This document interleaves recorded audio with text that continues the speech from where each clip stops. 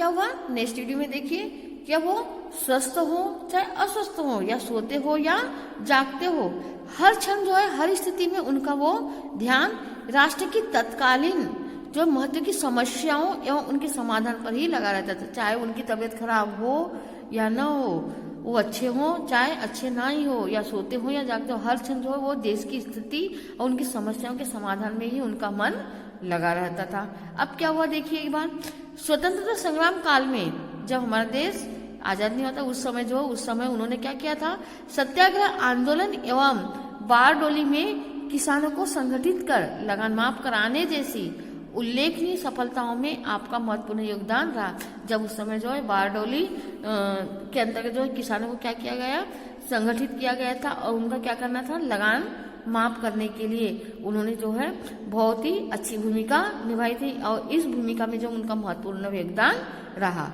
तभी से इनको जनता जो है क्या कहती थी, सरदार के नाम से संबोधित करने लगी। तभी से इनको जनता सरदार के नाम से बुलाने लगी, मतलब उनको संबोधित करने लगी। कब से, जो स्वतंत्रता संग्राम के समय जो सत्याग्रह आंदोलन एवं बारडोली जो है कार्यक्रम हुआ था, उसमें जो है उन्होंने किसानों को एकत्रित करके लगान माफ करने के लिए जो सफलता प्राप्त की थी, तभी से ये जनता के क्या हो लोकप्रिय हो गए और इन्होंने जो है सरदार की नाम से उसी समय संबोधित किया गया।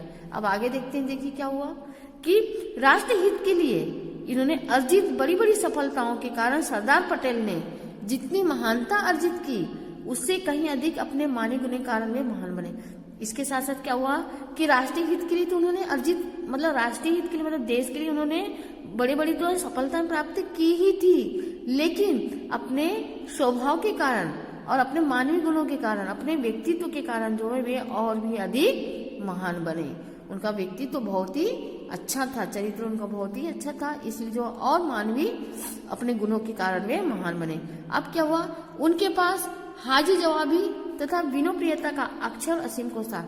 यहाँ पर फिर वही बताते उनके बारे में कि उनके पास जो था तुरंत, चाहे वो कोई भी सब्जेक्ट हो, हर जवाब का वो तुरंत वो जवाब देते थे, हर प्रश्न का वो तुरंत ही उत्तर देते थे। इसके साथ ही क्या था, विनोप्रियता मतलब हंसी मजाक वाले भी थे और इसी प्रकार से जो है उनका अक्षय मतलब जिसका समय या शब्दकोश कभी कम न हो, इस प्रकार से उनके पास असीम कोश थे, बहुत सारे शब्दकोश के भंडार थे।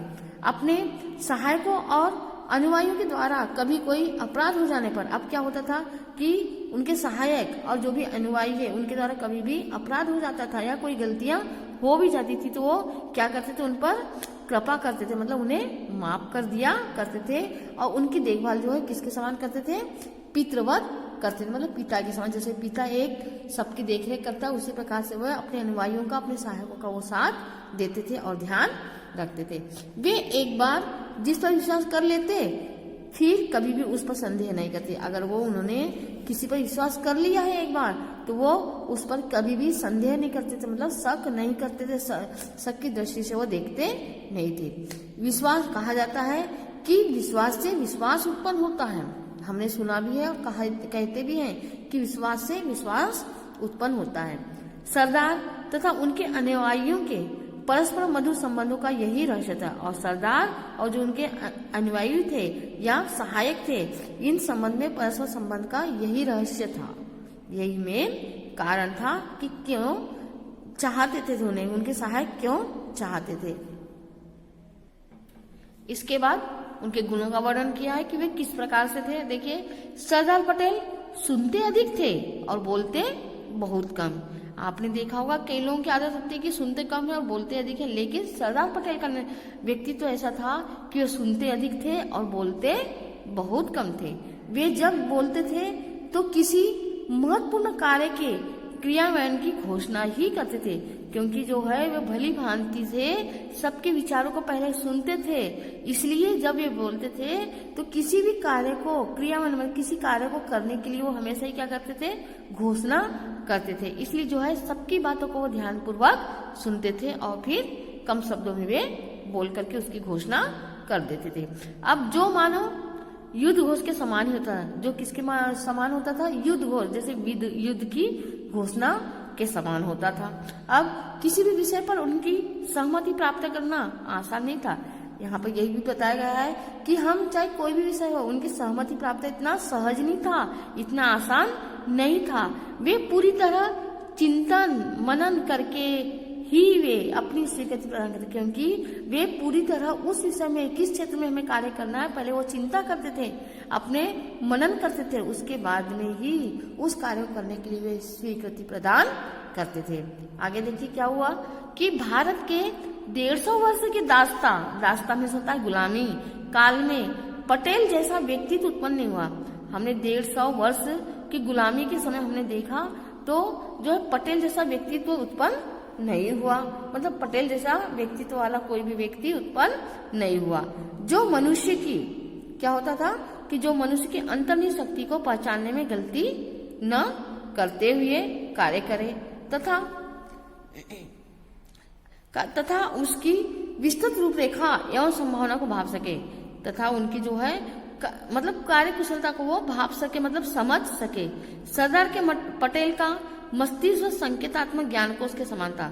सरदार पटेल का मस्तिष्क कैसा था, संकेत दे रहा है वो इस प्रकार से ज्ञान कोश के समान था। ऐसा प्रतीत होता था मानो उनके मस्तिष्क में प्रत्येक बात अपनी सूची के अनुसार लेबल लगी हुई। कहने का मतलब उनके मस्तिष्क में ऐसा था कि सूचीबद्ध, जिस प्रकार से हम सूची बनाते हैं किसी भी कार्य करने के लिए कि हमें ये कार्य करना है, ये कार्य करना है, तो उनका मस्तिष्क ही एक सूची का कार्य करता था। इस प्रकार से व्यवस्थित सजा हुआ रहता था और अवसर आते ही तात्कालिक निर्णय के साथ शीघ्रता पूर्वक प्रकट होकर अपना कार्य करते थे और तात्कालिक निर्णय और तुरंत ही निर्णय लेकर के वो बहुत जल्दी से अपना कार्य करने के लिए लग जाते थे। किसी भी बिंदु के छूटने की कहीं कोई संभावना नहीं रहती, मतलब किसी भी बिंदु मतलब कोई भी कुछ छूटा हुआ ऐसी कोई संभावनाएं नहीं रहती थी। अब क्या हुआ देखिए, हठी विद्रोहियों को बिना अनुशासन में लाना उन्हें भली प्रकाश आता है। जो हठी विद्रोही थे, जो विद्रोह करते थे, उनको अनुशासन में लाना उन्हें बहुत अच्छी तरीके से आता था।